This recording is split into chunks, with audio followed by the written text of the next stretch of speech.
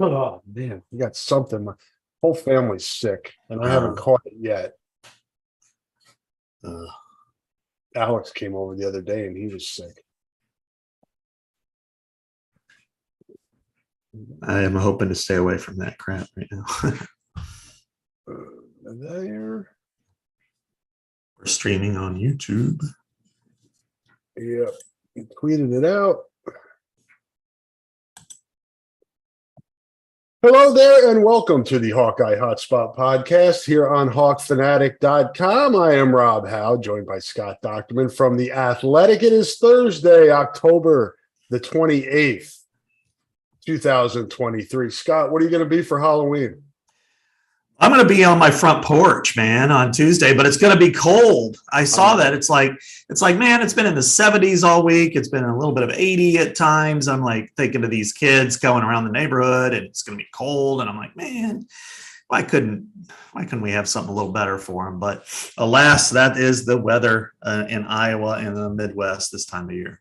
Are you a handout in person, or throw the thing on the porch and say, hey, you better only take 2 of these candies, young man? Yeah, early. You know what? Early on, if I'm around, like say 5:30, 5:45, and the kids are walking around, I like to see them. I think that's fun. when you get the younger kids. Yeah, earlier.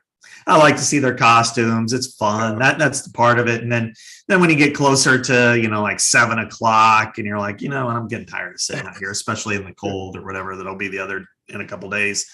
And then I'll be like, just take whatever. And it kind of pisses you off when most, I would say the majority, if not most people are like, yeah, I'll just take a couple. I'm not going to. And then all of a sudden you hear, I'll be in the front room right next to the porch. And all of a sudden I hear, and it's some kid just dumping the whole thing into his bag. And I'm like, you asshole. But no. What about you, Rand? How do you handle it? Well, it's interesting because we've gone out with our, that when you go out with your kids, then you put the bowl out and, whatever happens. You're kind of at the mercy of whoever comes by. There's really no oversight at all on that. But so that's what we've been doing. Last year we handed some out for the first time in a while, since our youngest went out still, but we did some handing out. I kind of like that, but I'm with you. I'm good for an hour or so, and then I'm like, all right, time to watch football or something else. Yeah, it's Tuesday night now, so I'm like, well, I guess it'll be the college football playoff pairing, so we'll be coming out, or I mean the first one. Don't they usually do that like halftime of a basketball? So that's got to start next week too, right? Basketball? Well, it's not the first one. I think it's the second, or it's either the first or second Tuesday in November. Okay, that it'll be between like the Champions Classic that usually happens like at the United Center and stuff.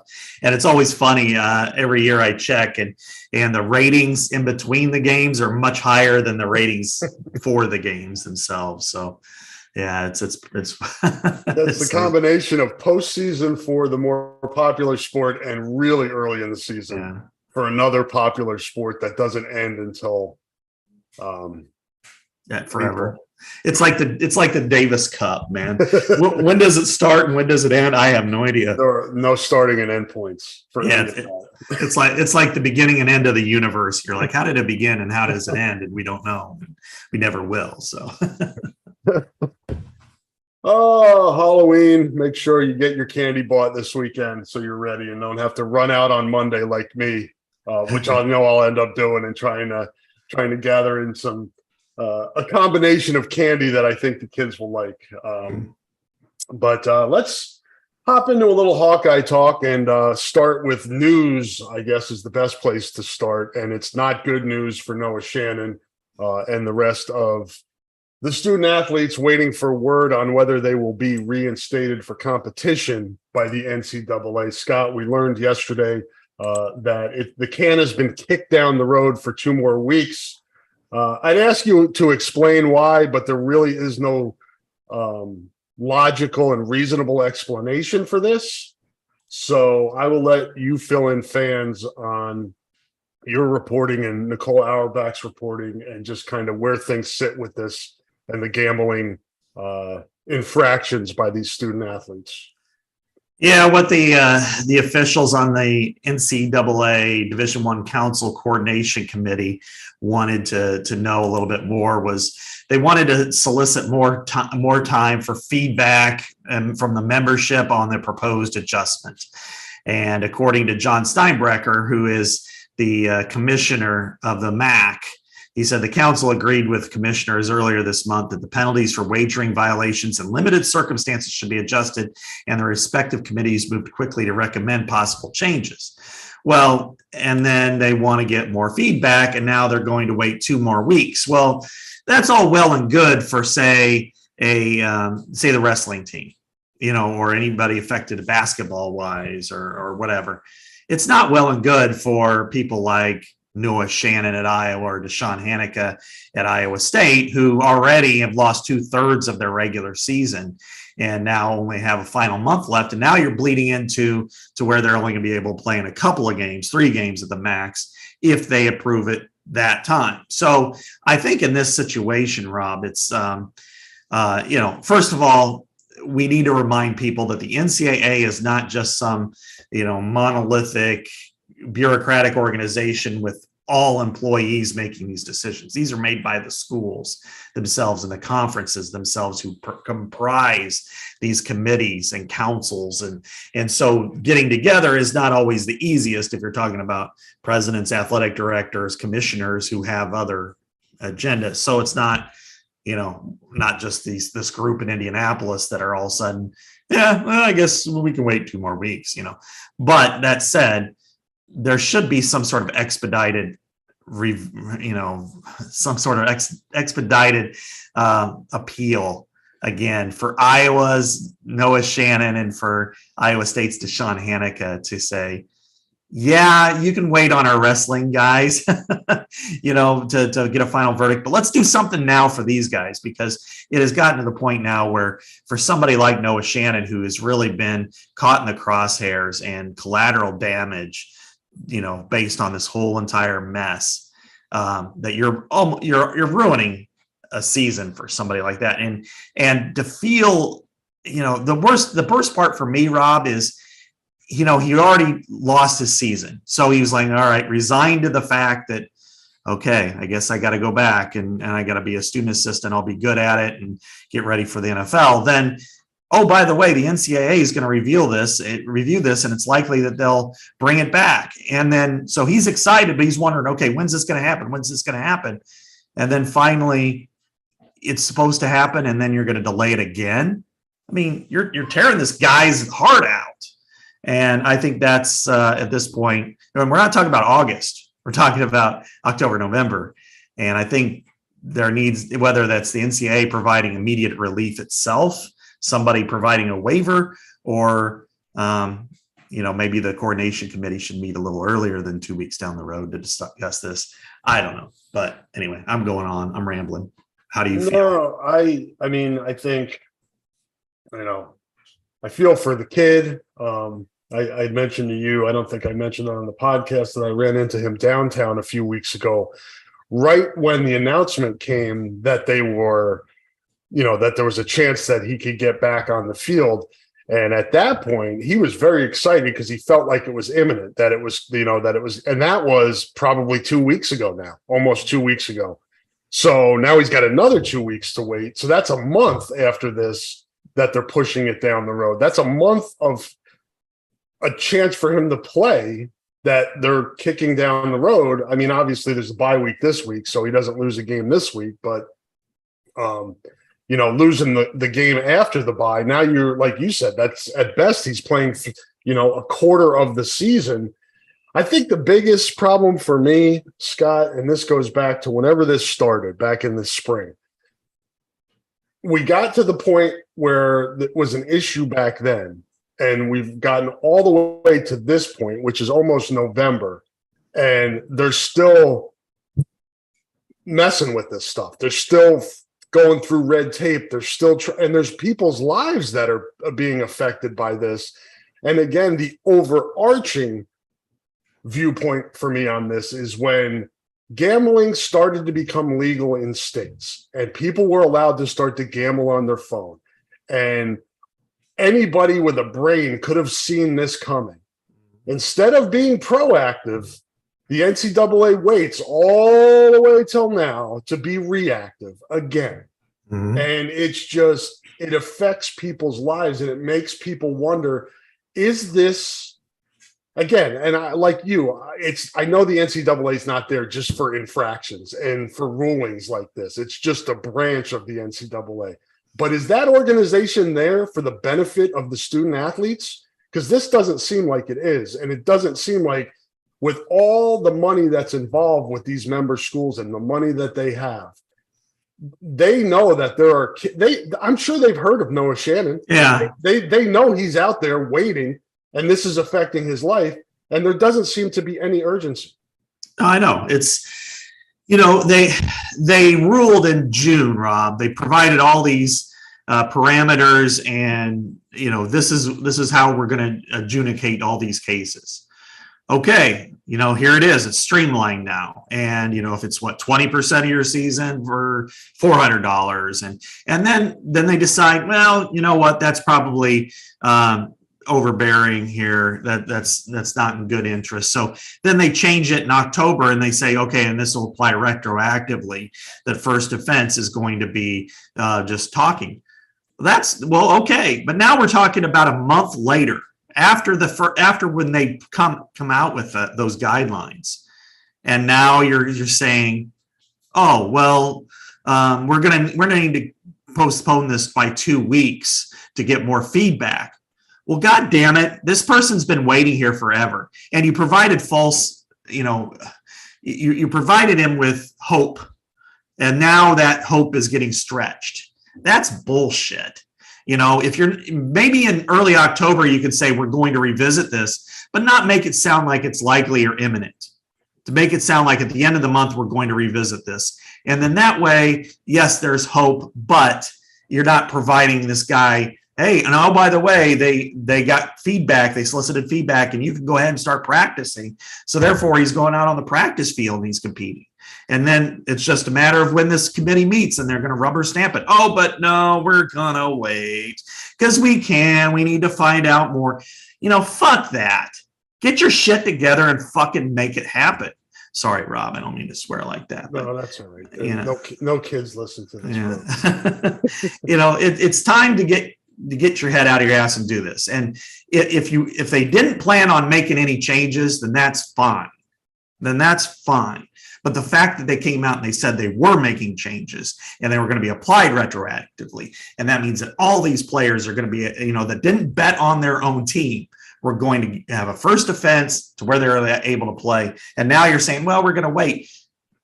This guy's a sixth-year guy. He's been waiting. What did he do? He bet on a women's basketball game 6 months ago. It's time to get going, frankly. Sorry. Yeah, no, you're good. I feel you, and I we both know Noah too. Yeah, we, that plays into this, because again, you're messing with a person. This is an individual who's done things the right way. He slipped up.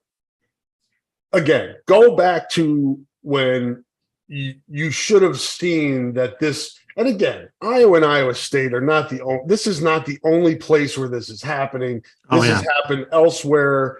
Iowa was just made an example of it. Obviously, the governor feels like it was a justified investigation, as she said yesterday. So you can take that however you want.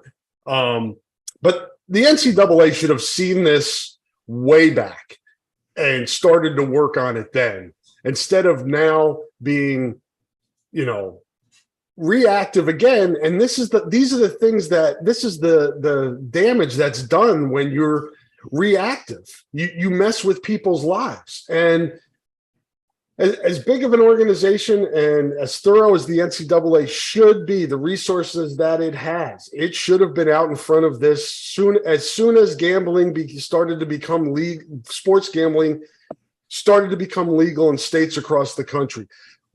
how is this going to impact our student athletes? What do we have to do? And they did kind of have that, but then they had to come back in June again. And now they're adjusting again in October instead of just doing all this at the front end, doing the heavy lifting at the front end, and then maybe having to adjust a little bit along. Now you're messing with these kids, and there is no next year for Noah Shannon. Right. Well, exactly. He doesn't have next year. Yeah. And even if they provided some sort of we will allow him an extra year a waiver for eligibility. No, that's an extra year of his life. He doesn't just get to be age 23 2 years in a row. I mean, this is his extra year of his life you're talking about. And I'm sure being in school this long, unless you want to be a doctor or a lawyer or get your doctorate degree or something, that's not what you want to do. You want to play football. You're here to play football for your 6th year. And to have this stretch out and to rule it one way, then to say, well, we're going to revisit this and we think you're going to be eligible. And okay, we're giving you clarity that, yes, you can go ahead and start practicing. And then it's like, well, but we still need to get more feedback from our membership. It's time, time's up, man. It's time to roll with this. And if you want to say, we're going to grant immediate relief to fall athletes and we're going to revisit it beyond this, or, give it specific, and I'm assuming Deshaun Hanika is the other one, at Iowa State. Those two in particular are free to go. Make that now, today. Now, if you want to wait for Iowa wrestlers, if you want to say the other ones, we will, in the future, we will look closer at these guidelines. Okay. Because they don't have any competitions. And even so, it's early in the season. They can continue to practice. That's not anything that they're going to miss. But for this, it's ridiculous. It's wrong. And, people are getting caught. And the NCAA has always been a reactive organization.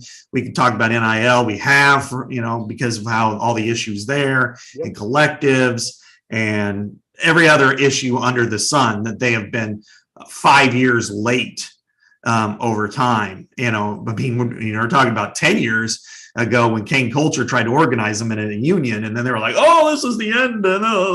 Well, now they would give anything to have them be organized athletes. So I think we feel the same way on this because we do know him, and he's a stand-up young man who okay, he made a mistake. Not really. Did he make a mistake? No. I'm going to say no, he didn't. He made a mistake because he went against the rules, but he didn't make a mistake because now he could do it and not have any penalties for it. So they changed the rule that what he did is no longer punishable by, the punishment, his punishment right now won't be given to anybody else that did what he did. So why the hell is he still suspended? Yes. It's like you get your license suspended for driving 28 and a 25, let's say. And that's basically the equivalent of this. Then they just changed the speed limit to 40 on that road. And yet they're saying, well, we need to, before we give you back your license, we need to really reevaluate this. And it's like, dude, I got to move in like 2 weeks.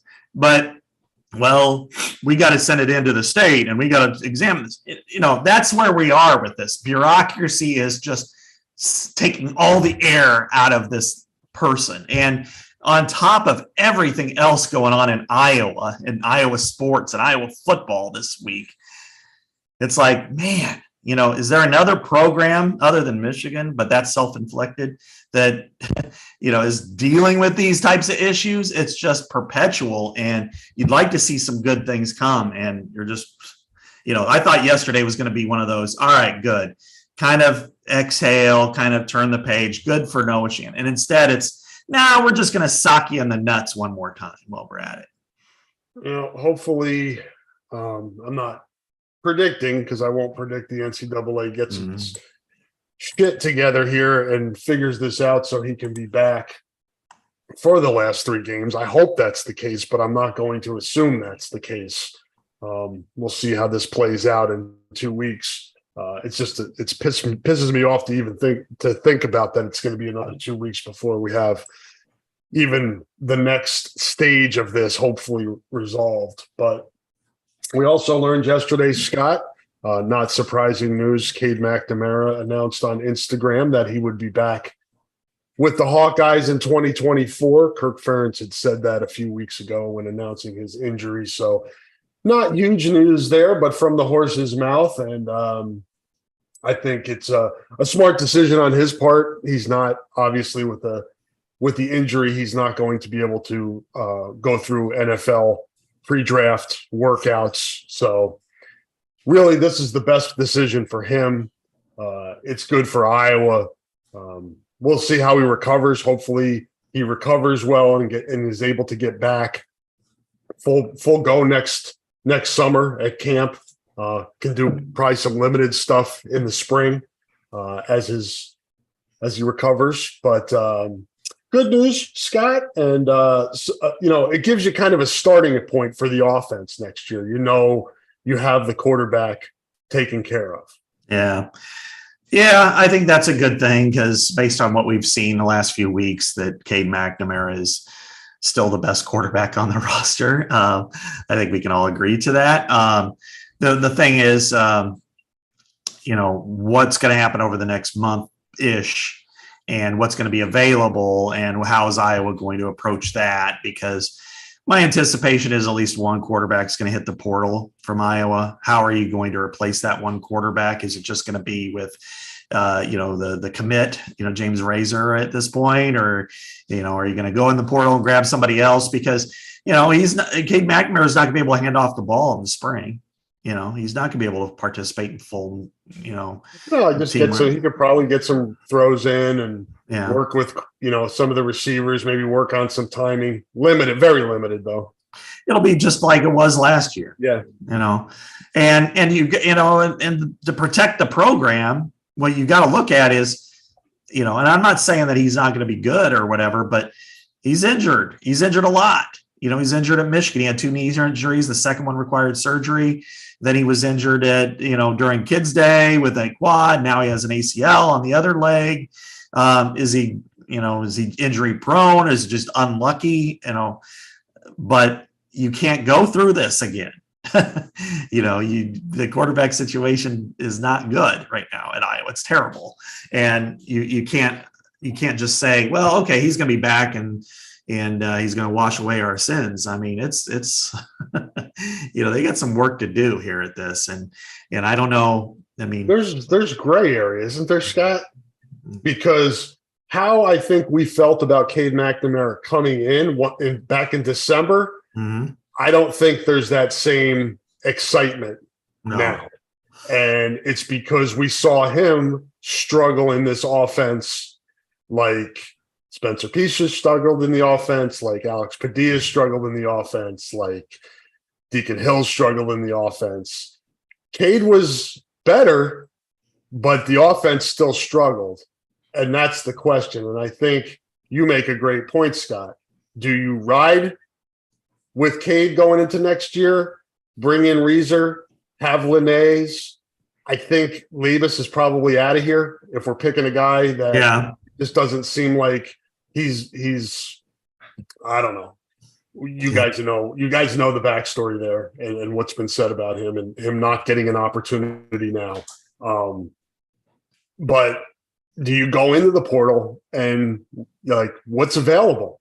And do you recruit over top of Cade? Do you bring somebody in to compete with him? You have options. What do you do? After giving it a week to, plus and month plus, year plus, it seems like, to think about this. And after watching what happened on Saturday, my preference is, of course, the easy one is Cooper DeJean should probably get an opportunity to compete on offense. But we also know Kirk Ferentz, and that's not going to happen. Okay, so what's the next best thing for this team the rest of this year and beyond? Marco Lainez. Okay, he's been the scout team guy for, most of this fall. What does he do well? Well, he was pretty accurate in high school, and he could run the ball. When you look at what's the problem now? I mean, when you got a quarterback in Deacon Hill who completes 37 and 98 passes, and we saw it the other day that a completion at this point, Rob, feels like, wow, they completed a pass. It's like when a team can't hit in baseball and they finally get on base and you're like, oh, woo, we got something cooking here because they completed a 14-yard pass. It's just not tenable for this offense. And the rest of the way, when you have a schedule that's conducive to winning the West and winning the rest of the games and getting there, that I think right now, if Deacon Hill's the only reason why he's your guy is because he makes the fewest mistakes, and the other day kind of proved that that's not the case, then I think you go with Marco Lainez, and you ride or die, tell him to take care of the ball, make the makeables, run when it's available. I think you've got better quarterback play for the final month. It might not be good, but it'll be better than what you've had over the month of October. Then that allows him to be in a position in the spring to compete. He's the one taking the handoffs. He's the one that's moving, doing everything there. And Cade is there. Then you allow a competition to ensue in the summer. And maybe Cade wins that. Maybe he probably does win that. And then Marco's your number 2, and you can say, but he's got a lot of game experience. We feel good if he gets into the game, or he's not good enough, and you know exactly where you stand, because that to me is what you need to do. Because after what I saw the other day, and I've seen all month, frankly, Rob, I've never seen a quarterback situation in this struggling this bad, and I don't want to knock any one individual person, player, athlete at this level. But when people shoot 3-pointers and have a better 3-point percentage than you, and regular 3-pointers than you do as a completion percentage as a quarterback, you got some issues. Yeah, it's not good. I think after 2021, we were like, at least the offense can't be any worse. After 2022, well, that was going in the portal, we're switching some things up. No way. It's going to be better than it was last year. It's continuing to get worse, which is almost unfathomable when you just go back a couple months to how people were feeling to where things are now. And I think Scott makes a good point. I think they obviously have an opinion on Joe Labus. They don't think he's their best option to have them win games. They think Deacon Hill is. We've seen what Deacon Hill can do. Marco is been here for 4 months or so. Mm-hmm. We know how they feel about playing true freshmen. Just doesn't happen a lot around here at that position. I think Tate was the backup as a true freshman. Nate Stanley was a backup as a true freshman. I think you can you can jump him over Labus now. Yeah. I mean, if that's how you value Labus, to the point where you're not even going to give him an opportunity when your starting quarterback's completing 30-something% of his passes, obviously, what's the point of continuing to develop Joe Labus? Mm-hmm. Well, exactly. It's no good for anybody to just kind of play this game like, well, we see them in practice and we know.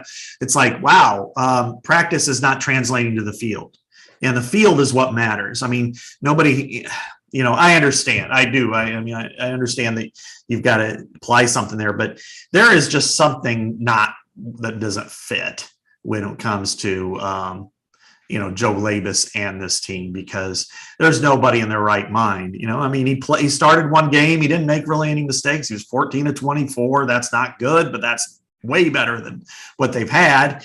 And for him to go this far, they must have zero confidence in him. Maybe he just doesn't give a crap. I don't know. That seems to be the parallel, or the what we're noticing out of this. So if that's the case, Rob, I think right now you've got to give yourself a chance to win games and on offense. You just can't. 3 out of the last 4 games, Rob, this defense has not allowed an offensive touchdown.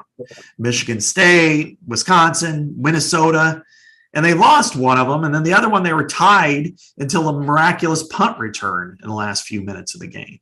So it's just, how much more can you rely? It's supposed to be complementary football, not just all on your defense. And again, I don't know how good Marco Lainez is. Maybe he's not good, but I think at this point is you got the known, which is bad, terrible, and unknown, which who knows? I mean, they had no problem jumping Nate Stanley over Tyler Wiegers. And that would have been an easy choice for them. And frankly, it probably would have won them a championship in 2020 if they would have kept Nate Stanley one more year. However, at this point, I think that's your only option if you want to get better, because if you march Deacon Hill out there, yeah, you might still win 2 games, but you're going to lose 2 that you really have no business losing. Do we want to talk about quarterback development? Yeah, absolutely. Let's light it up. I mean, that's got to be part of this equation, right? Yeah. The players are changing, the quarterbacks are changing, but the results aren't changing. It's hard, Scott, because you the context, and you have to factor in that Eric All and Luke Lachey are out. Yeah. That can't be dismissed or ignored. That's a big thing. That is a big deal. The running backs being out earlier in the season, that was a problem. Although you wouldn't know it the way they ran the ball last week. Mm-hmm. But again, play calling. That's the problem. Last week. Yeah. Play calling, alignments, player personnel packages, all of those things. And again, to pimp another podcast, but check out the Rapid Reaction with Jovan from Sunday. He gives some really good insight into what I was doing offensively and some ways to switch it up. And I know Scott has some ideas on this as well. This is really the point. I know we're talking about quarterback play, Scott, but it's the macro is this offense. Who's designing it, who's running it, who's calling the plays. That's the problem here. It's the bigger problem. You could have maybe, Caleb Williams come in here, and maybe he's a bad example off of last week, but I think he'd still fit all right in the Iowa offense. But you could have a great quarterback. What's the ceiling with this offense, even with a great quarterback? It's pretty much what CJ Beathard and Nate Stanley did. Probably more Nate, just because the offense is more similar. It was different when Beathard was here, but the ceiling is pretty good play. The ceiling is Nate Stanley threw 68 touchdown passes over 3 years. Like 2019 offense? Yeah, or 18. 18 is probably where you could really look at it. 19 was really up and down. Yeah. Had some really got good better at the end. Yeah, it got better at the bowl game. Yeah. There were a few games there. I think it was like 19-10 against Illinois, where you're like, "Oh, how is this offense, playing like this?" And there's the common element right there, though, Rob, that we've seen. Now in the Big Ten, you're going to play good defenses. We know that, and we know that it's going to be a grind. And there are some games you're going to win 16-13 or lose 16-13 because of the prowess of your opponent's defense.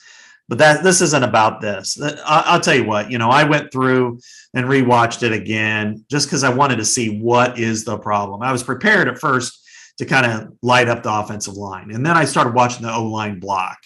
And the O-line blocked its ass off.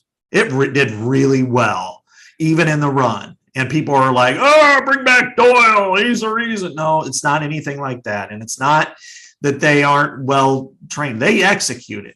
The problem was, Rob, that on most running plays, they saw it and identified it and hit the hole. There was nothing Iowa did to counter that.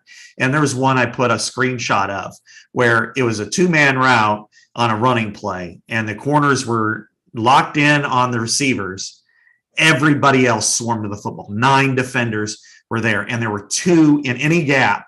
Even though everybody else was blocked, they were unblocked.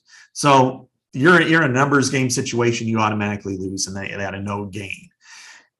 If you had an RPO game, if you even had a play action game off of that, pull it down, throw it, slant, there's nobody in the middle of the field. It's one-on-one coverage on the outside. And Minnesota just said, they can't beat us here, and they're not going to. They have an inaccurate quarterback, and then they show their colors right off the snap.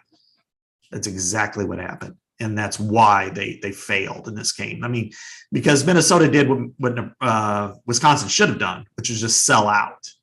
And that's why you lost a absolutely winnable game. This is not a good team that they lost to. They have one good player on that defense. It's a pro, and that's Jordan Newman. The rest of them are guys.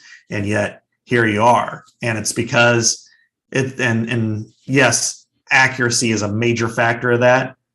Schematic is a bigger factor because you are not employing techniques that everybody else in the country uses to ensure that you can get, just simply play fake, let alone RPO. And that's where, I'm not going to try to sell Marco Lainez as the savior here or anything like that, but he does have that ability because he's played in that style and he's had a good background in that offense. So, man, Rob, it's the scheme and the play calling. I hate to say it because I don't like to always blame it on that, but it was way, way, way worse than the execution last week.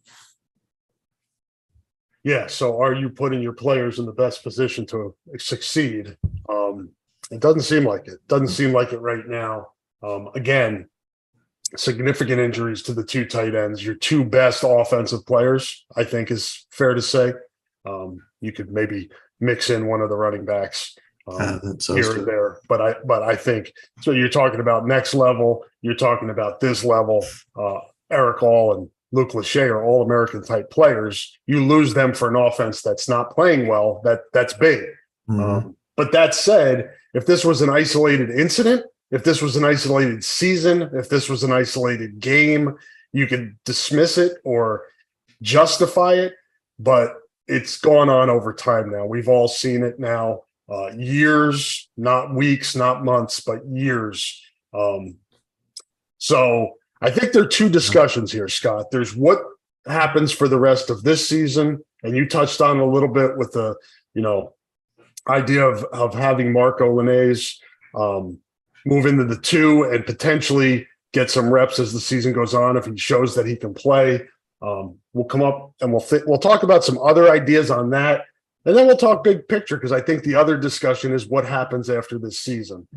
We're 2/3 of the way through this season. It's fair to start looking down that road now. Let's take a break here, and Scott and I'll come back and talk micro for the season, then macro for the big picture, and then probably jump in to do some of our picks. Scott beat me this week, so I'll delay that as long as possible. Support for this podcast comes from Systems Unlimited, celebrating 50 years of providing services to people living with disabilities and mental health needs throughout East Central Iowa. A list of their services and upcoming events can be found at sui.org. That is sui.org. Thank you to Systems Unlimited for the support of the podcast and especially the great work they've done with people in need in our community for over a half a century. Let's hear from a few more sponsors, and Scott and I will be back on the other side.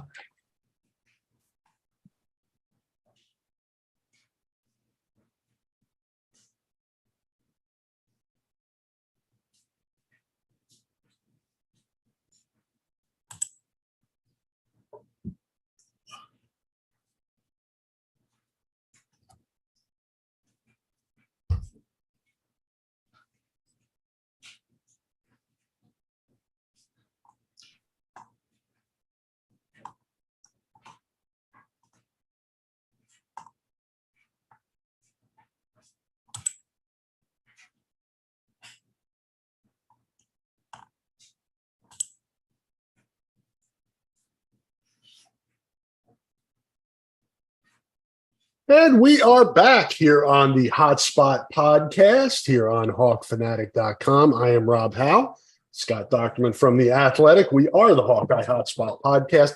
Scott, I looked this up during the break. What's the most popular Halloween costume this year? Probably, let's say the little girl from the one with the ice, Elsa. That is Princess is number 2 according to Billboard. You did well. You got number 2. Number 1, you want me to tell you? You want to guess? I would say Spider-Man, but I'm probably wrong. So No, he's number 3. Okay. Well, you got 2 and 3. Let's see. And number 4 is pretty generic. Okay. What's that? Monster, vampire? Witch. Okay. I don't know. Number 1 popular movie this summer. Barbie. Oh, Barbie. Okay. There you go. So there's some little non-sports, non-Hawkeye information for you folks. Barbie, according to Billboard, the number 1 costume this year. Awesome. For Halloween. Number 5 is a fairy. Number 6 is Wednesday Addams. Number 7 is that blow up dinosaur thing that's creepy. That looks like the little who's the Nebraska mascot? Little Herbie, is that what it is? That thing is Little Red. Little Red. Yeah. Number 8 is a cowboy. Number 9 is a ninja, and number 10 is a bunny. A bunny. I never hear anybody say I'm going to be a bunny for Christmas, but apparently it's popular. Top 10. So the old costumes are still in, Scott. Witch, Mummy, Dracula, all those things. Yeah, those are. Dracula should be in the top 10. Yeah, Spider-Man has been around since I think I was Spider-Man in the 70s. So I was the Green Hornet one year. You were the Green Hornet. Okay, that's awesome. I went off the grid. Anyway, all right. Enough with this tomfoolery. Let's get back into Hawk Talk. We went into break. We kind of broke it down into 2 categories here. Scott, Iowa. And we talked about this prior to the Wisconsin game, West Division scenarios. It's a logjam at the top now. Wisconsin plays host to Ohio State this week. That's a loss. So that gives them 2 losses, right, in conference? Yeah. Minnesota already has 2 losses. Nebraska already has 2 losses. Iowa already has 2 losses. Minnesota now owns the tiebreaker over Iowa. However, they still have to go to Columbus. That's a loss. Yeah, right. Nebraska's the tricky one here. Mm-hmm. Nebraska has a pretty favorable schedule. Nebraska's not a very good team, and their offense is pitiful as well. And their defense is good, but not as good as Iowa's. But it could come down to that last weekend. So Iowa still is in really good position to win the West. That leads me to believe, Scott, that Kirk Ferentz, we may see some tweaks here and there, but the formula that PJ Fleck talked about before the Minnesota game of what Iowa does to win games, which is lean heavily on the defense and special teams. Because I really think, Scott, that Kirk Ferentz thinks they lost that game on Saturday because they turned the ball over 3 times. To me, that kind of was his out. Yeah. But we know it's deeper seated than that. But I think that's, in his mind, he's going to approach these last 4 games like he's approached the last few games. And that's, let's play clean offense and let the defense and special teams win. I think that's the plan moving forward. Well, and it should be the plan. I don't have a problem with the plan, and I don't have a problem with winning, even if it's winning ugly. That's irrelevant to me.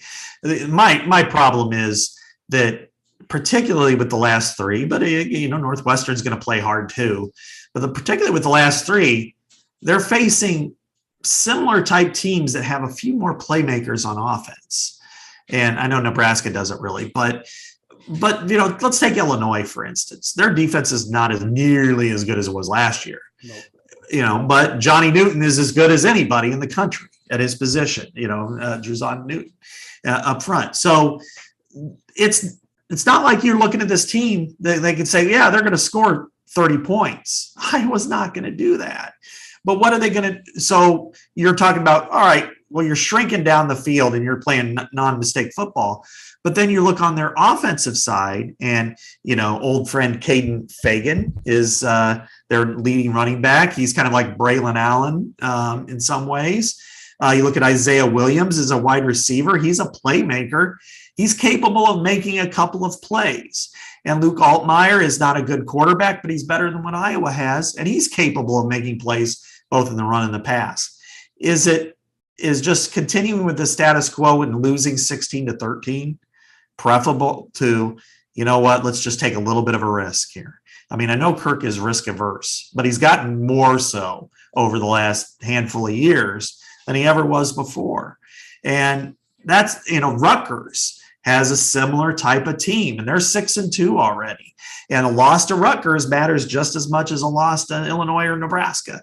And then going to Lincoln, as if the scenario plays out the way you said, and it's very, very possible that a bad Nebraska team and a mediocre Iowa team could be playing for the West Division title on Black Friday. You don't think they're going to be amped for that?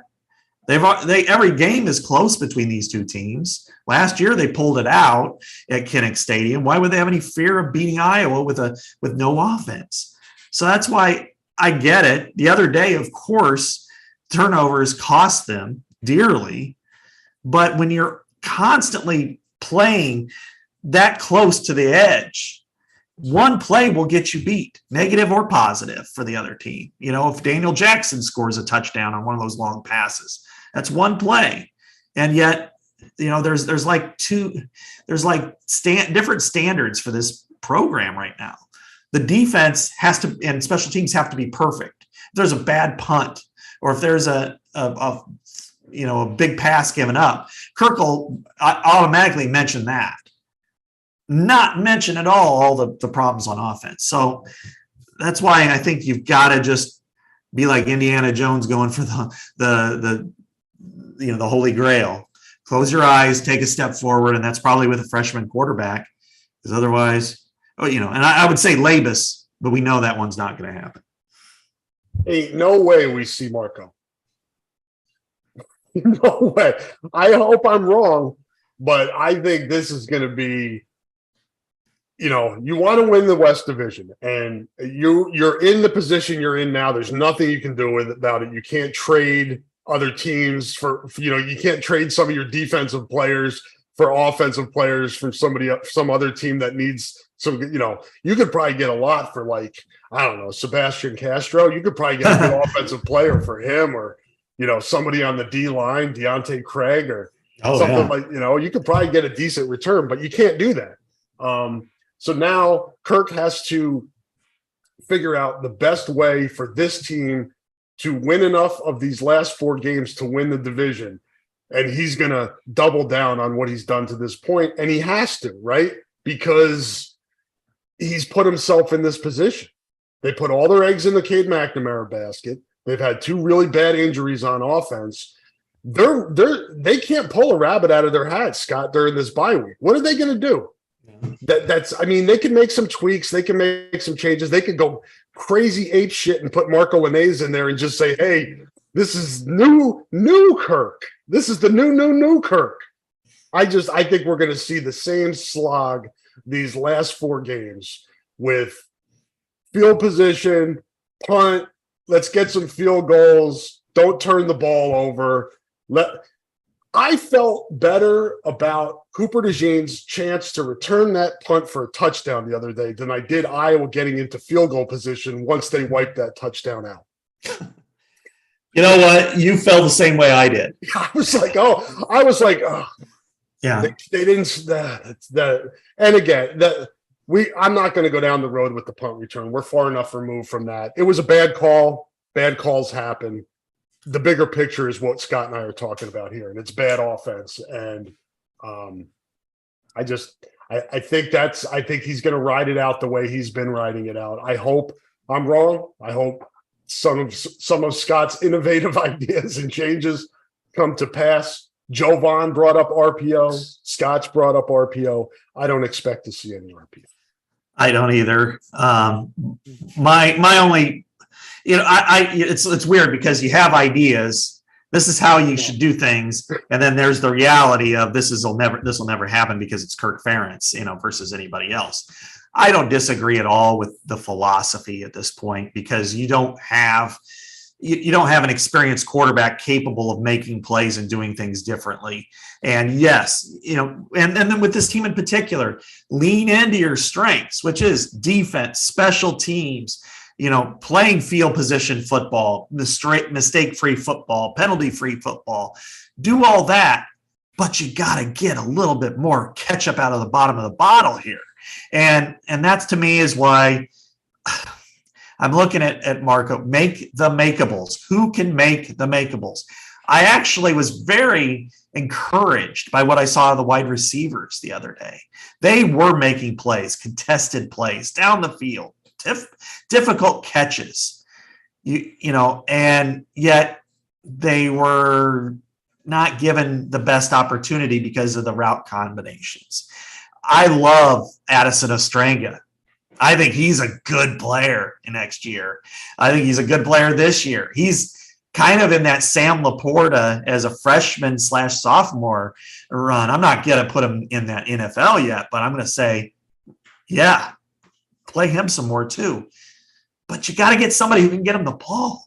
You got to get somebody who can get them the ball consistently, 10 of 28, and then probably the worst part is the ball security in the pocket.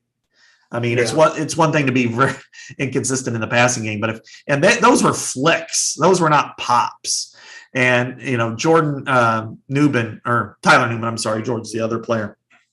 Came in, blitz. I mean, it was like this and knocks the ball out. You can never ever do that because you're going to get popped, and you got to hold on to the ball. And if you allow that to happen, of all the mistakes, Rob, and of all the inconsistencies, that's the one that would get him benched more than anything else, because that cost him a missed field goal, but then it also cost him a field goal, which turned out to be the game winner. Yeah, no doubt. Pocket awareness and just having a feel for what's around you. Hopefully Deacon can learn from that. I feel for the kid. He's been put in a position. I mean, it's a great opportunity for him, but he hasn't been developed. Yeah. He's just, he's came here in January and hasn't had a year here yet. And, kind of had a wonky situation at Wisconsin with a coaching change last year. He's just, it would be great if he was ready. He's just not ready. And I don't know if Marco's ready. We saw Labus win a bowl game. So we have an idea that he can at least go out there and manage a game, but apparently he's not doing enough. So, yeah, I mean, Jovan talked about getting your playmakers on the field, and he feels like getting multiple running backs, whether it be Caleb and Leishon together, Jazz in there somewhere, at least two of those guys on the field at the same time, put one of them in the slot, try to add there. Those are some types of things they can do in the bye week, Scott. Try to get things like that. You've got Caleb Brown, and I know he got in trouble this year, and I saw him yesterday. He looked happy. He was coming out of the facility. He had his lunch. He looked fine. He's a playmaker. Get the ball in some guys' hands. You don't have to take those risky. They don't have to be risky plays. They can be just short plays to get the ball in those guys' hands and see if they can get some yards for you. Right. You look at, they ran several jet sweep actions, but not one jet sweep. Yeah. And that's, Caden Weegan was running a lot of those. He's a very quick, fast player. If you just put the ball in his hands once, you move it, you change the dynamic of the game, let alone fake pass, throw it to him or something like that. It's weird because, Rob, 3 years ago, they introduced the Wildcat. And they ran 17 times, I think, for 105 yards. With Tyler Goodson, for those that don't remember. Yeah, with Tyler Goodson. And I remember the Illinois game that year, during the COVID year. Yep. And late in the game, when you had him, Tyrone Tracy, and Amir Smith-Marset basically running Wildcat, and they went right down the field. They had no answer for that. And they tried to dabble with it a little bit the next year. It didn't work, and they just said, forget it. It's a gimmick-type offense, and here we are. It's not a gimmick offense. It's a legitimate offense. It works. It's not for everybody, and it's not something you want to do all the time. But, to me, if you had a couple plays a game where maybe you do line up Jazz Patterson in the shotgun, taking the direct snap, and Caleb Johnson next to him, and you fake the handoff and run, or you hand the ball off and fake the run, whatever. It's different. It's something that people are going to look at, and then they're like, we got to prepare for this. And this is different. And you give, your players an opportunity to do something, because if there's one thing that's been the true hallmark over the Ferentz offenses over the years, is they don't trust their playmakers to make plays. That goes back to Noah Fant, and that goes back to all the way, let's say the last 13, 14 years. It's just not been their MO. Let's throw the ball to the guy. He's one-on-one. It doesn't matter the result. They just don't do that. So, my guess is, and this is the depressing thing, this is why Iowa fans are the way they are right now, Rob. It's because they know that something needs to change, and all they're getting is thoughts and prayers. And it's just not going to change. It's going to be the same thing. And maybe they're going to go win at Northwestern 17 or at Wrigley Field 17-3. Okay. Yay. You can't even celebrate wins because that's boring football and you're there to be entertained. So I don't know. I was laughing again Saturday. We've talked about this before on the podcast when the fans start to boo after Iowa's deep in its own end, runs 3 plays and punts. And it's like, have you guys been to these games before? Have you watched this team before? Do you not know that this is coming, that this is what the system is?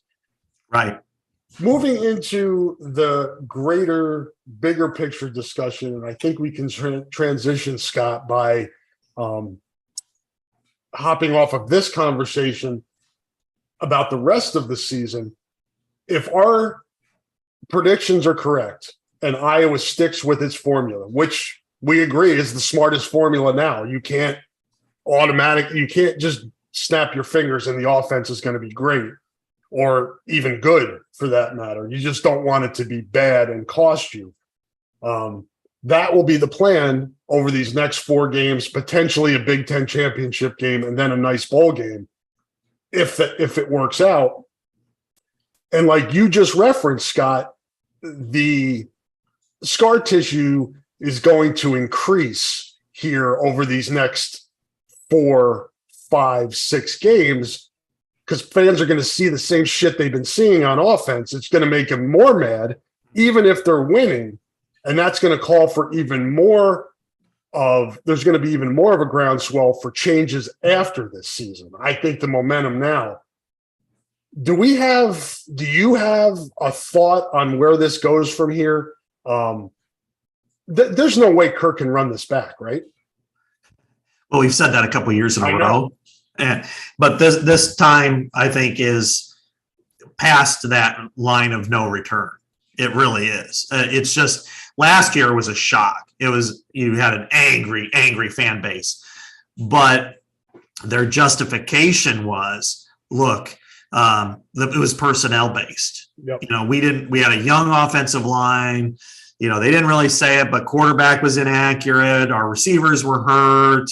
Now we've got an offensive line that's growing, that's maturing. They went and got their quarterback on the first day of free agency. They went and got a couple of wide receivers in the portal. They convinced Nico Ragaini to stay. They even got an NFL caliber tight end, plus a couple of linemen. So it looked like, okay, they're serious about making changes. It's not really the scheme. And a lot of fans still didn't buy into it, but some did, and some would anyway. But the more you see it now, and granted, losing All and Lachey and McNamara does not make this, good at all. But it's schematic and it's personnel calling the action. And whether it's Kirk and Brian or just Brian, it's both. Because of the issues that we've talked about is that no matter how bad it is, they stay with it. And that's good in a lot of areas, but it's just not good enough in this. And it's like, I think fans would understand. It's like, hey, we're going to do whatever we can to try to win these games. And that means if we got to put a better quarterback or a different quarterback on the field, we're going to do it. Or if we're going to try this run pass stuff with a running back, couple running backs in there. I think Iowa fans are observant enough and understanding enough to say, you know what, at least they're trying something here. But Iowa fans aren't stupid. Neither is anybody else watching this game. You can only take so much of first down runs against the 9-man box for a 3 and 4 yard loss to put you in second and long so many times without starting to pull your hair out. Yeah, I know. Yeah, and That's the frustrating thing. I think everybody feels it. We share it. We understand it. And the problem is that, and I get it, fans want to convey that frustration. They want somebody to feel that frustration and that, come on, do something. And we're mainly the parties that have an opportunity to at least ask questions of them. We ask the questions, we get their same old responses, and nothing changes. And and after a while, I look at this schedule, Rob. If they do nothing different on offense, I think they go 2-2. I think they lose to Rutgers. I think they lose to Nebraska. Yeah. Really? I see 3-1. Okay. No, I could be wrong, but we're both. You're obviously better at picking games than me, as we'll talk about in a few minutes. But it's more about the competition than Iowa. Yeah, right. That's not good competition. But Rutgers is 6-2, and they played well. They played hard. And going to Nebraska, where even 2 years ago they were terrible, and Iowa had to rally to return, to win that game. They've had to rally a lot against Nebraska. But I just think that there's going to be something at stake for Nebraska besides beating Iowa. That could be a bowl game. That could be a division title. And I think that could, if they just continue to march Beacon Hill out there and hope for the best, that I think that's going to be the case. And Nebraska has a good coaching staff now too. Yeah, right. They've got a really good defense. And I think Illinois' defense is not good, but it's good enough. Northwestern isn't necessarily, but they're going to play hard. It's at Wrigley Field. They're going to want to play well. And and then they put up 399 yards on Minnesota. Iowa put up 127, including 12 in the second half. So, 12 yards in the second half, Rob, and it's not enough. Yeah. It's like each week we're like, all right, well, they didn't complete a pass to a wide receiver. Wow. That's weird. Mm-hmm. Wow. The quarterback, they won at Wisconsin. The quarterback had 37 yards passing. Yeah. Then this week, 12 yards in it's like every week they do something to top themselves with offensive ineptness. Exactly. It's hard for people to take. All right, Scott. So here's the dynamic. You've got an interim athletic director in Beth Getz, who seems to really like Kirk Ferentz and the Iowa coaching staff. You've got the winningest coach in program history, 25 years in, quarter of a century at the helm. His son is the offensive coordinator. This is stuff all people know. I'm just setting it up. Who's not getting the job done? What happens here? Does Brian decide, listen, this is not working out. I'm miserable. I'm going to find a way to get out of here. Dad, I'm done. This isn't working. I'm not happy. And I don't know this to be the case with Brian. I don't know what he's feeling because guess what? We didn't get to talk to him this week. And that's another topic that makes this an uncomfortable situation. Why do you send players out there this week but have no coach availability after what happened last week during the bye week? Particularly your offensive coordinator, 8 weeks into the season, and we still have not heard from him since media day. But does Brian decide, okay, I've had enough? They've got a PR department at football that can massage this, and maybe if Brian can find another gig, they can make it work that way. Has Kirk had enough? Would this be enough for him? I just think it feels like, Scott, we're getting into a point that after this season, there are going to be very impactful decisions that need to be made.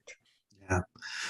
I mean, first and foremost, it's beyond stupid for Iowa president Barbara Wilson not to just go ahead and hire Beth Getz as your athletic director. It's insanity to put her in charge of your football program without any kind of backing. You've got to put it. You got to put it in writing now. She's the person. She's Brian's boss, right? Yeah, exactly. But she's an interim. So it's not a good spot. So that needs to happen yesterday, in my opinion. She's done a lot. She has the complete and utter backing of every single person in the department. Do it. Make sure that whoever, whatever decision she has, that she has the clout to do it as the athletic director.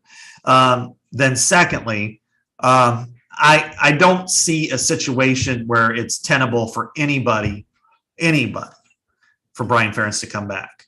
I just don't. I mean, it's miserable for him. The results are the results.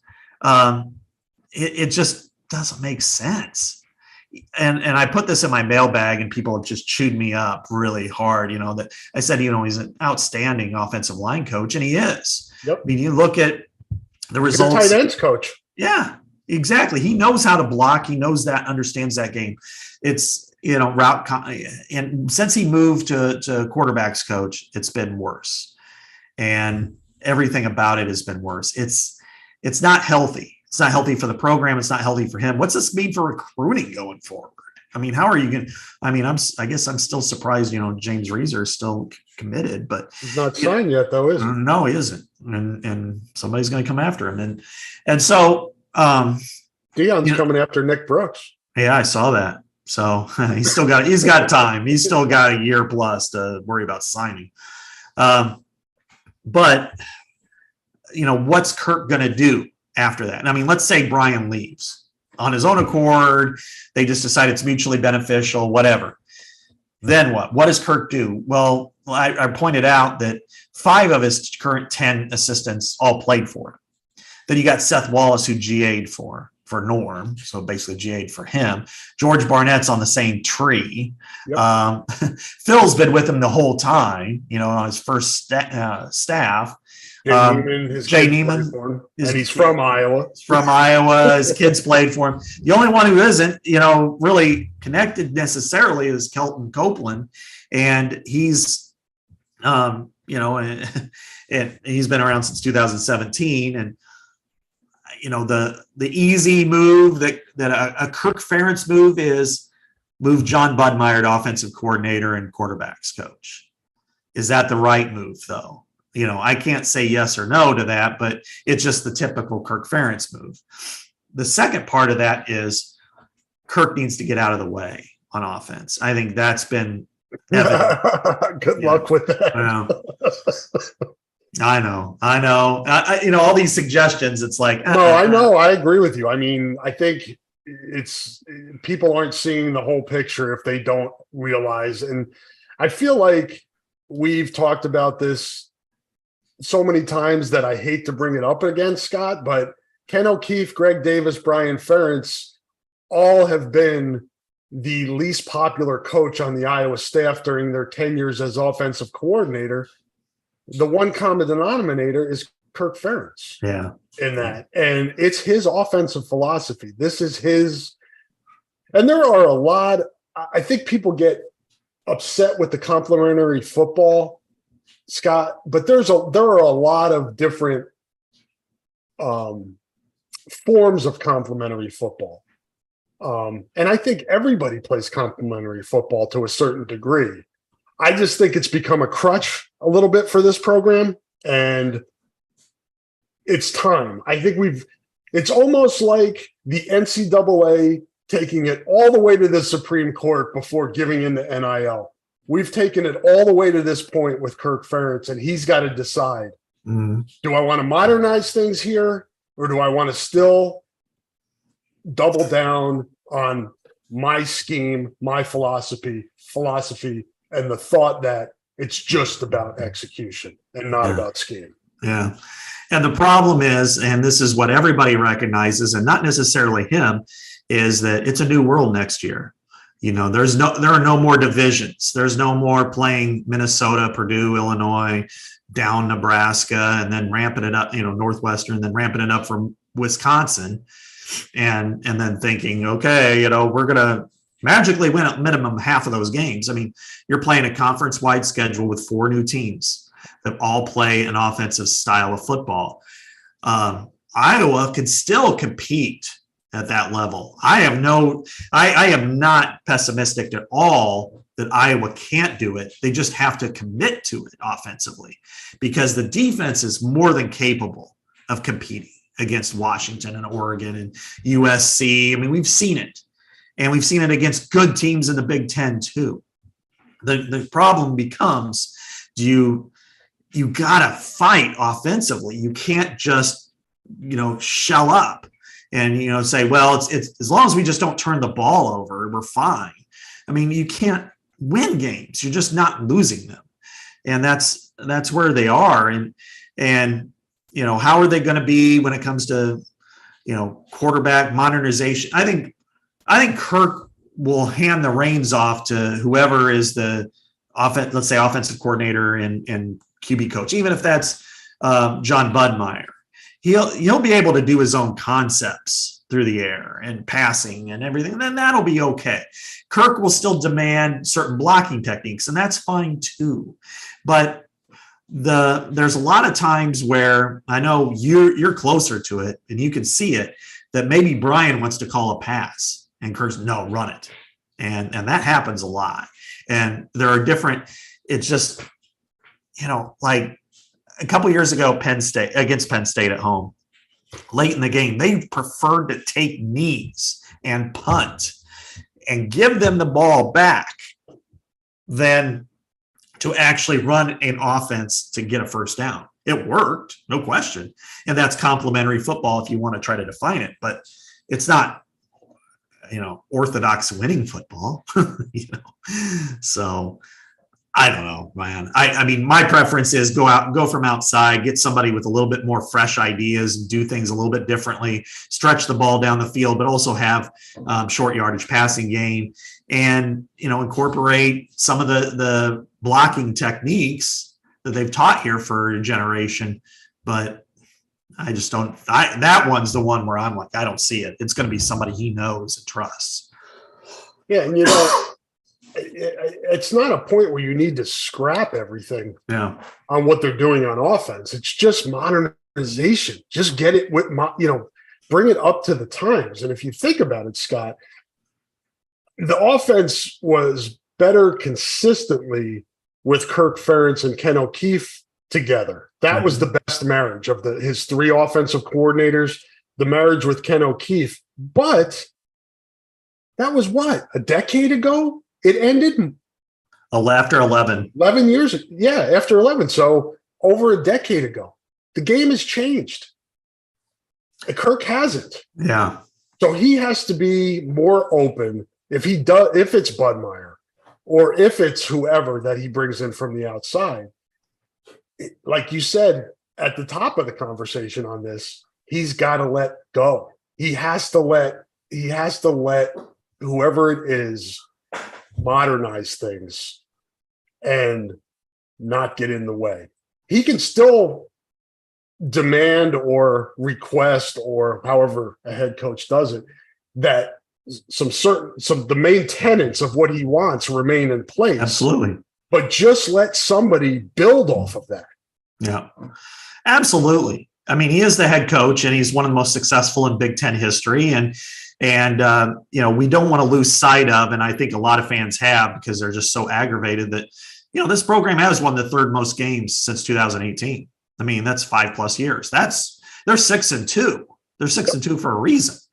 But what I see and you see and everybody else sees is not that this team is just winning, but the margin is getting bigger and bigger and wider between Iowa and the teams that are at the top.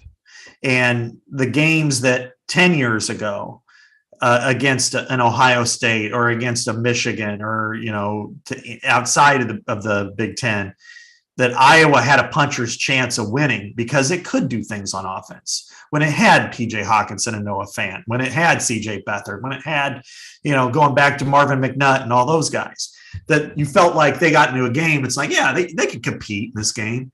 Now you don't feel that way. And it's because one side of the ball is so woefully deficient. You just don't get it. And for Kirk is all about winning. I get it. But selling hope is not at this level isn't just about winning games. It's about winning championships. And there's nobody who could see that idea of, even if they get to Indianapolis, do you think this team can go beat Ohio State or Michigan? No way. If this team got to the playoff, if it magically upsets one of those teams, do you see them going against, take your pick? No. I mean, that's the problem. And then to finalize it all, Rob, we're not talking about war. We're talking about sports. Sports are entertainment. Sports are Caitlin Clark. It's Fran McCaffrey has the problem in reverse. They're always leading the Big Ten in scoring, and they're always last in defense. Mm-hmm. And Iowa football is the opposite way. But I can tell you this: it's more exciting to watch an 83-80 basketball game than it is 46-42. And when you're talking about football, and you look at the most electrifying player possibly we've seen in at least a decade in Cooper DeJean, and he touches the ball a couple of times a game, and you're like, he's an NFL defensive back, absolutely, but he also could be a playmaker for this offense that could really use it.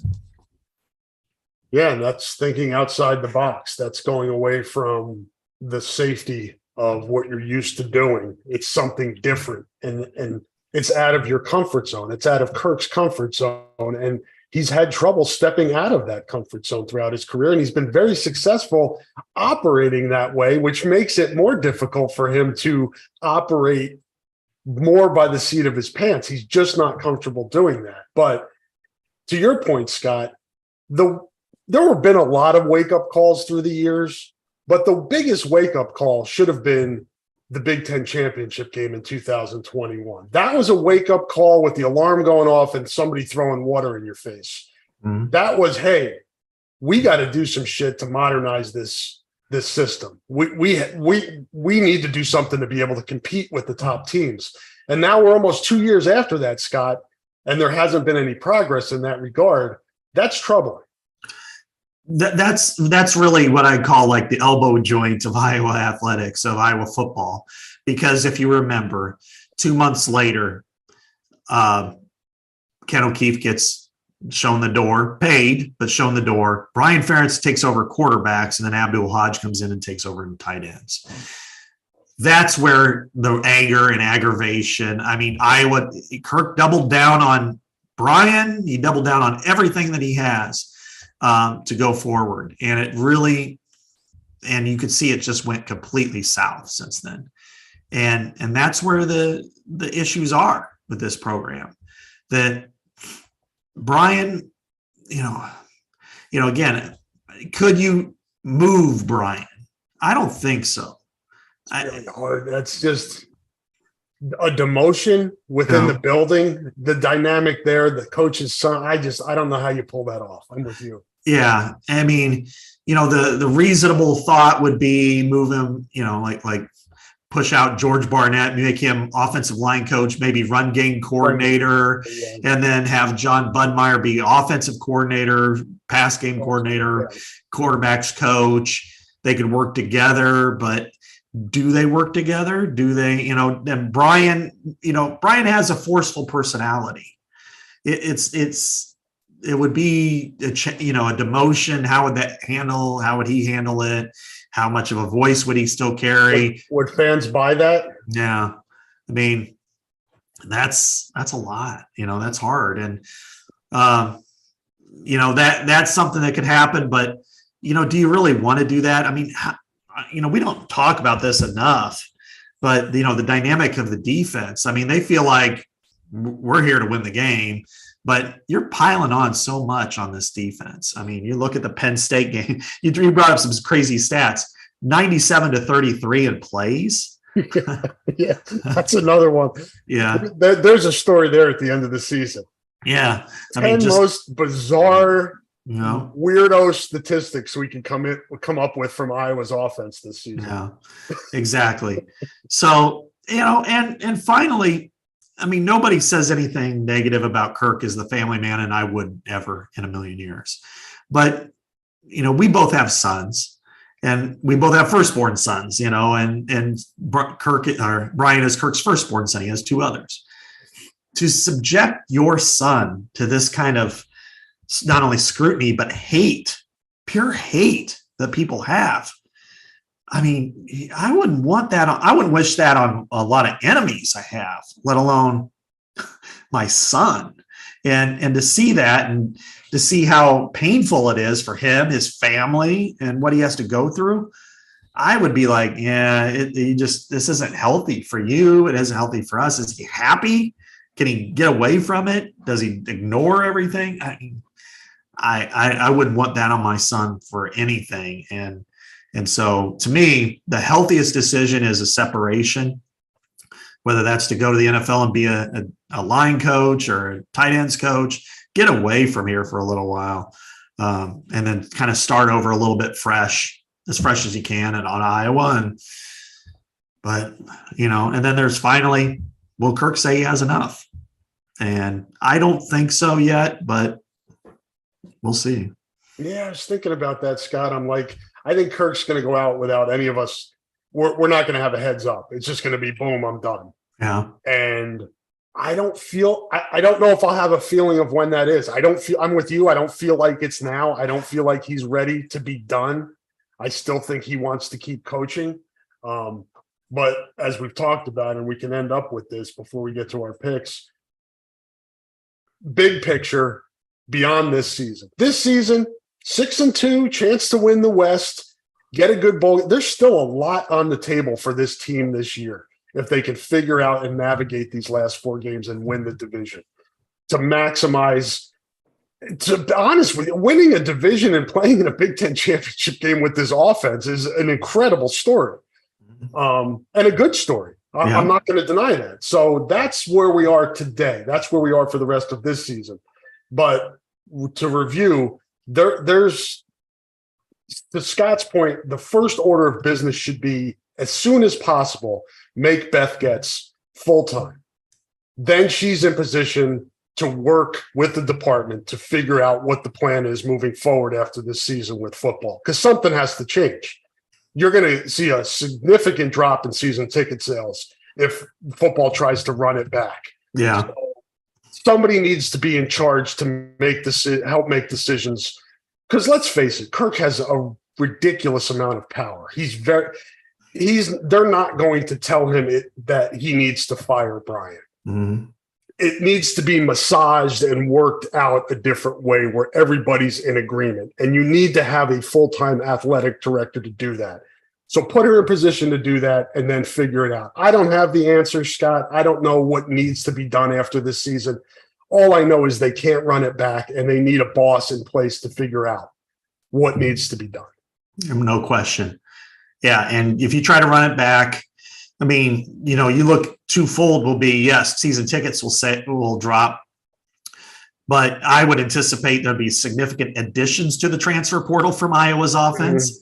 And I would anticipate that there'll be very few additions from the outside. There might be a couple, but I mean, if you're a wide receiver, why would you want to go there? You don't even get, you look at Nico, and I can't imagine that going through his mind is, I could have went anywhere else. I could have been the 4th wide receiver at some other school that throws the ball, the Charlie Jones type of situation, and how many catches would Charlie Jones have had last year? 35, maybe 40. Maybe it was a great year for an Iowa receiver. You wouldn't have 110, no. And I don't think that's realistic anyway, but he played himself into the NFL by his season. And at Iowa, he wouldn't have. He would have been a free agent. And I think when you got – I came away kind of impressed with the receivers on Saturday. I thought they played well.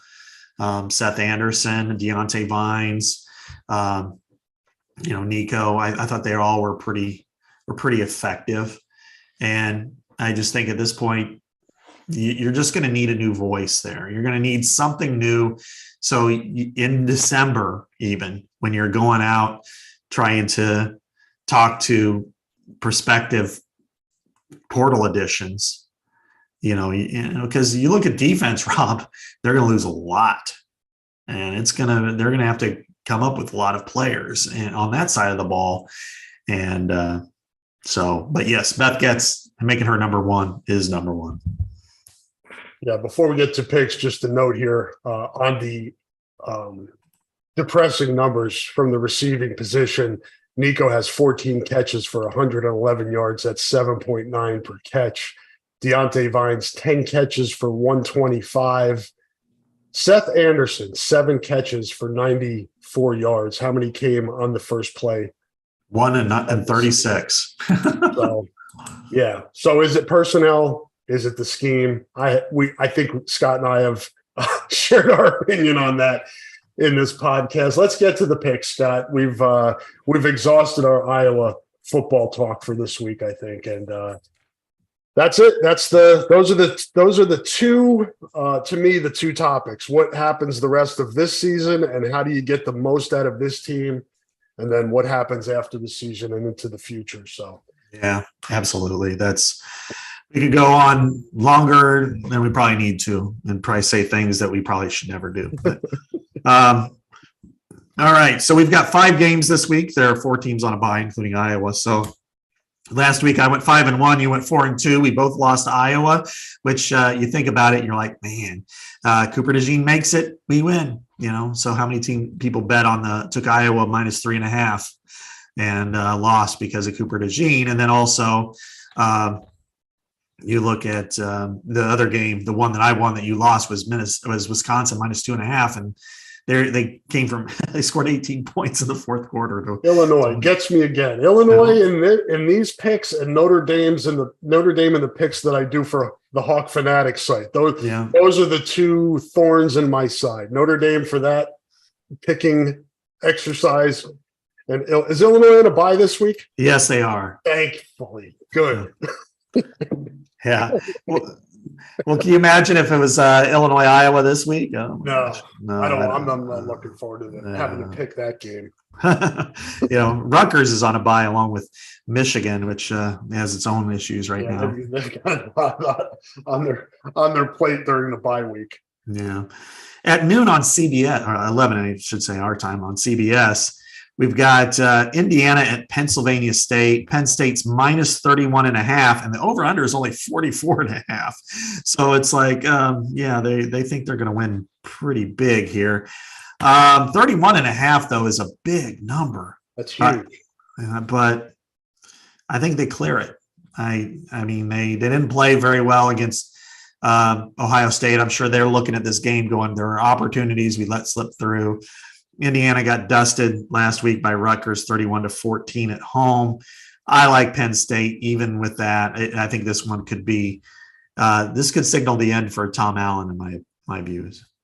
Yeah, I agree with you. Indiana's the doormat of the Big Ten this season, believe it or not. And I worry a little bit about the hangover for Penn State after losing that. And I know James Franklin's been on the defensive this week from the reports that I've seen. But I also think Penn State's a pretty good football team, and Franklin has that tendency to run it up when he can. So that's why I'm not as worried about the 35.5. Give me Penn State.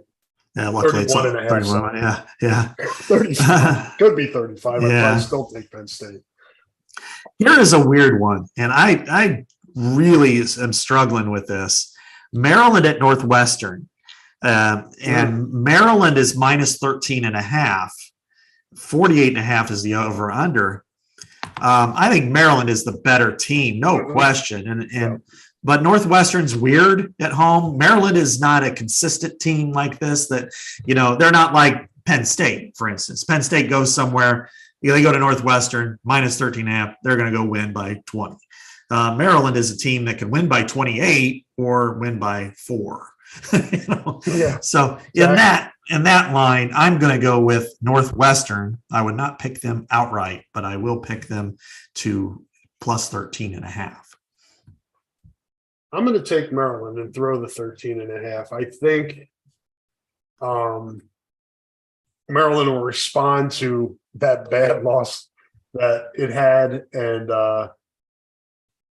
I'm just not. Northwestern, I think, is smoke and mirrors a little bit right now. I give the coaching staff credit for keeping things together, but I think Northwestern gets caught looking ahead to Iowa next week.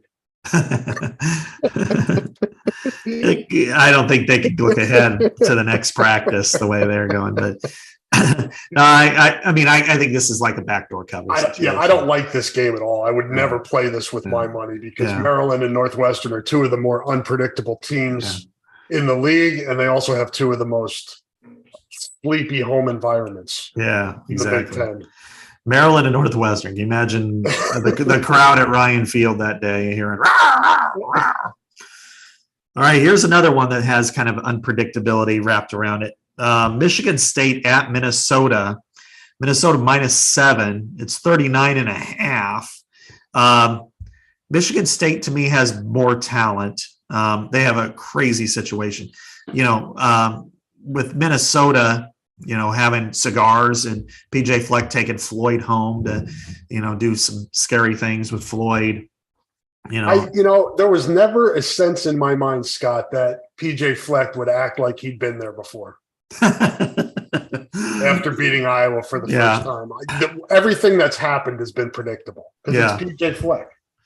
I've always made the joke in years past that he's going to be the first one to run over to Floyd, to get the trophy. But instead, he's balling on the field, and then he walks in the locker room smoking cigars. Everybody smokes cigars in the pink locker room, which is illegal in Iowa, by the way. You can't smoke at a state-owned facility. And so with all that talk this week, I'm going to take Michigan State. I just don't know that they can respond the way they need to respond. And I don't know win or lose, but I'm going to give me the 7 points in the Spartans, even though it's at Dinkyville. I think that this could be a flat moment for the Gophers. It's interesting, isn't it? You got Minnesota coming off a huge rivalry victory. And then you've got Michigan State coming off getting its ass kicked in a rivalry game. Yeah. That you wonder about how Michigan State responds. You wonder if there's a letdown in Minnesota after the celebration.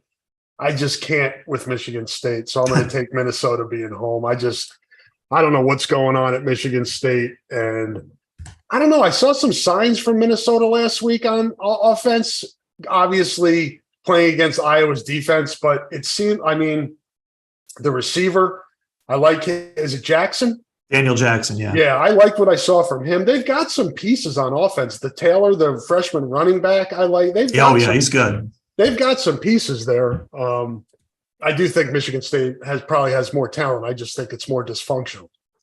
This is the weird thing we see in games like this that I can imagine happens is if the Gophers come out flat and they start piddling around, they punt, they don't play very well, and it's 3-0 in the middle of the second quarter, then that's when a team like Michigan State gets a break. And then they're like, you know what? Maybe we should just go ahead and win this game, instead of just folding up shop. But anyway, I think that's it's an interesting game. I don't know how tough games this week. Yeah. Another one, Purdue at Nebraska. Nebraska -2.5. The over/under is only 40.5, which I know sounds high considering we cover Iowa. But Purdue's had one good win, but they are 2-5 in the Big Ten. And Nebraska, in order to keep up, this is a must-win for them at home. And I'm going to go with Nebraska. This could be an ugly, stupid game, but I think they could win by a field goal. Yeah, I'd be all over this, which makes me scared, and I won't bet my real money on it. But 2.5 seems low, doesn't it? Yeah, it does. I know you're giving Purdue credit for the win last week, but Nebraska's defense is good, and I'm not sure what Purdue is really good at, other than beating a Maryland team that wasn't prepared. Well, this was actually when they beat Illinois a couple weeks ago. They were on a bye last week. Yeah, yeah, and then they came to Iowa and got beat, and then they played Ohio State and got smoked, and. So I don't know which route you're going to go. I'm going to go Nebraska. I don't. Purdue to me is. I'm not sure why Nebraska is not favored by more there. Yeah. At least 3. All right. I'm surprised it hasn't moved. Yeah, I am too. I think it started maybe at 5.5. But I saw the Iowa State game at Baylor. Iowa State went from like a 2-point underdog to like a 3-point favorite in that game, which was interesting. You don't see a line move like that a lot. Yeah, they got a chance to get to a bowl game and and kind of take that step upward, which would be pivotal for Matt Campbell to, the year that they've had, the people that they've lost, and they look like they were in that trajectory of cratering, and now he's kind of rising. And if they go 7-5 or something like that, and then who knows? Yeah, a heck of a job. And who knows what that means for somebody like, say, a Michigan State. Do you want to, hey, you did a good job. Mm-hmm. Finally, the NBC night game. Here comes Saturday night. Ohio State at Wisconsin, which normally would be like, wow, that should be a pretty good game or an entertaining game. The number is only 14.5 for the Buckeyes and 43.5 overall.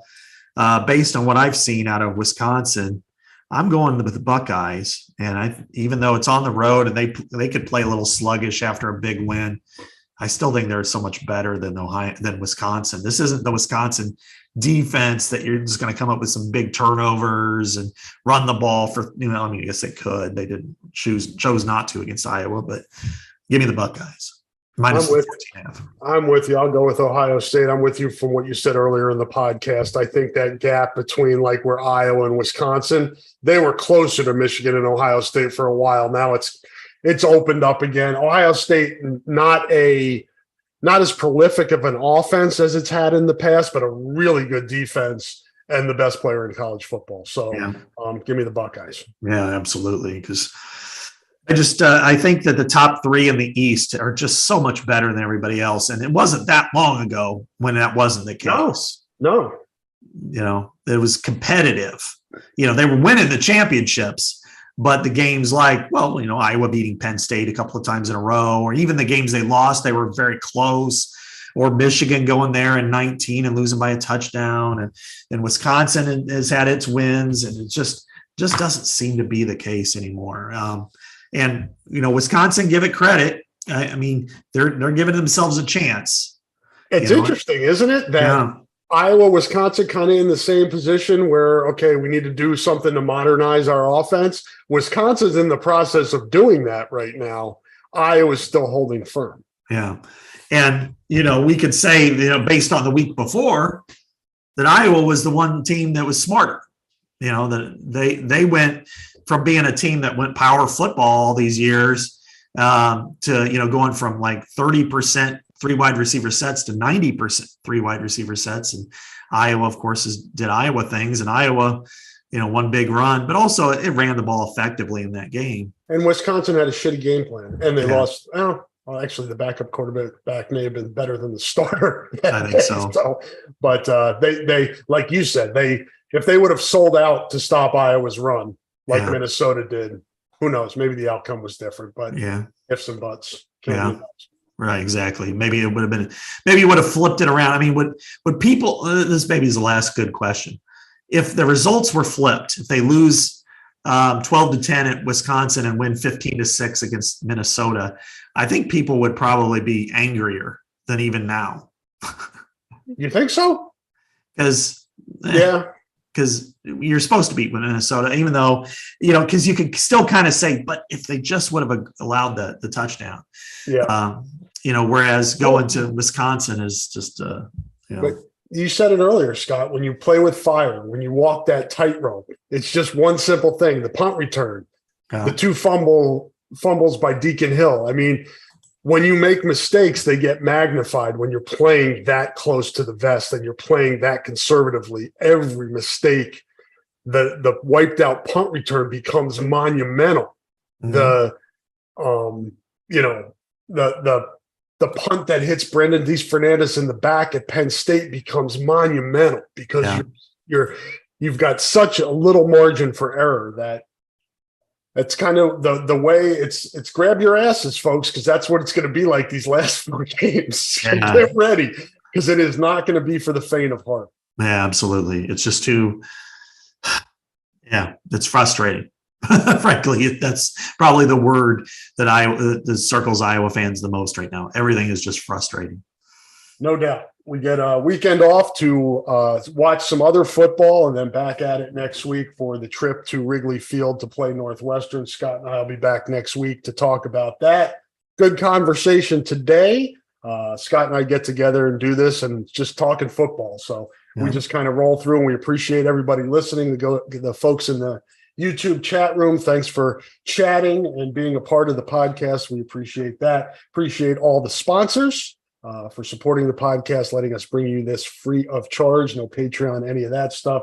Check out the Hawk Fanatic feed for some great Hawkeye podcast content every day of the week. And Scott and I'll be back, as I said, next week for the Hotspot podcast. You guys be well. Peace. Say goodbye, Scott. Goodbye, Scott.